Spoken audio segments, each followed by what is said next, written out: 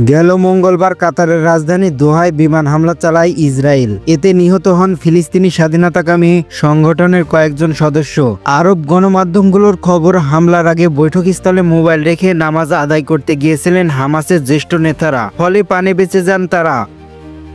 Washington post এক প্রতিবেদনে জানিয়েছে, কাতারে স্থল অভিযান চালিয়ে হামাস নেতা হত্যায় নেতানিয়াহুর পরিকল্পনা নাকচ করে দিয়েছিল মোসাদ।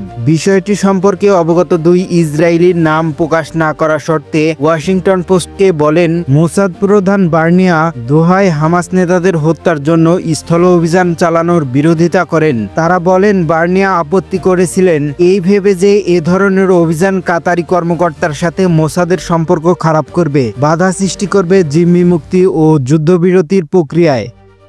অভ্যন্তরীণভাবেও ইসরায়েলের নিরাপত্তা মহলে এ পরিকল্পনা নিয়ে ভিন্ন মত ছিল। মোসাদ প্রধান ছাড়াও ইসরায়েলি সেনাপ্রধান ও জাতীয় নিরাপত্তা উপদেষ্টা এর বিরোধিতা করলেও প্রধানমন্ত্রী নেতানিয়াহু ও প্রতিরক্ষামন্ত্রী ইসরায়েলের গার্ডস পরিকল্পনা এগিয়ে নিতে জোর দেন। তবে ওই হামলায় হামাসের শীর্ষ নেতার নিহত না হওয়ায় এর যথার্থ নিয়ে খোদ ইসরায়েলি নিরাপত্তা কর্মকর্তাদের মধ্যে দেখা দিয়েছে মতবিরোধ।